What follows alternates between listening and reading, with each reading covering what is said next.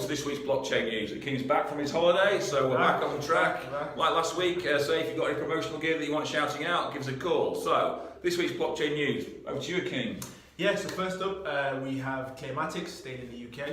Clearmatics, who have just recently raised 12 million from their Series A funding, led by Route 66 Ventures. So that's a huge win for Clearmatics, who are looking to grow and expand their footprint in the financial side of blockchain and DLT solutions. They want to essentially revitalize the whole ecosystem and really make that more blockchain savvy, more blockchain effective, looking at interoperability and privacy. So those are their two main areas of interest, which should be interesting to see how they go. Good start. Talking of privacy, the Swiss market. This week there's been an announcement out from the Swiss industry about their rise in blockchain. If you look back in April 2017, they said the amount of blockchain companies in Switzerland and Liechtenstein was around about 350. It's now over 600, employing over 3,000 people in the marketplace.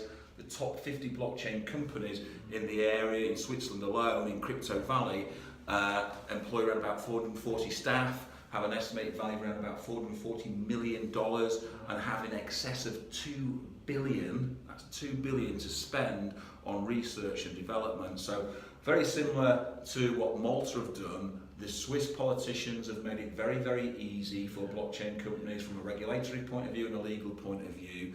And it's maybe a bit of a wake-up call to the rest of the European Union to say, really, if you want to get into the blockchain market, you've got to put your law and regulations into place to really sort of move forward. So Switzerland's really moving. Yeah, absolutely. I mean, yeah, we've seen that even with our everyday work in the office. Switzerland is the go-to place for blockchain. So, absolutely.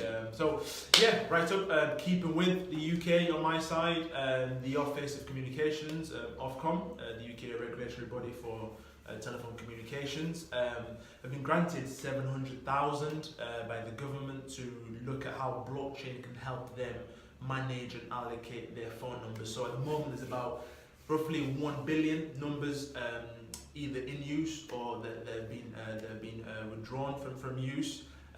So they're looking at seeing how they can help clients, their customers, be able to change provider to provider very easily, because at the moment it's quite difficult. It's quite expensive for organizations to do so. So the comment in that article was quite interesting. It said, blockchain is good, but it will require parties to collaborate. With no collaboration, blockchain can't do anything. Can't work, can it? Yeah, so that was an interesting comment at the end of that article. Yeah. Talking of sort of looking at last week, we talked very much about China versus America and what was going on within that. And IBM, we've had reports this week from IBM about them working with the central bank of Azerbaijan to really sort of collaborate and implement blockchain technology across the country's economy.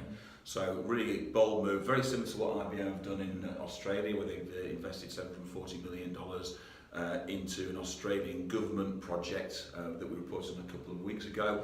The director basically of information technology for Azerbaijan has basically released the news about a 5-year program that they're going to enter in with IBM to look at the digital transformation of their economy. Right. So again, IBM really sort of pushing forward on there and really sort of getting in those blockchain markets. And it's really interesting what's going on in the world with blockchain. IBM seems to be leading the race for sure in terms of implementation.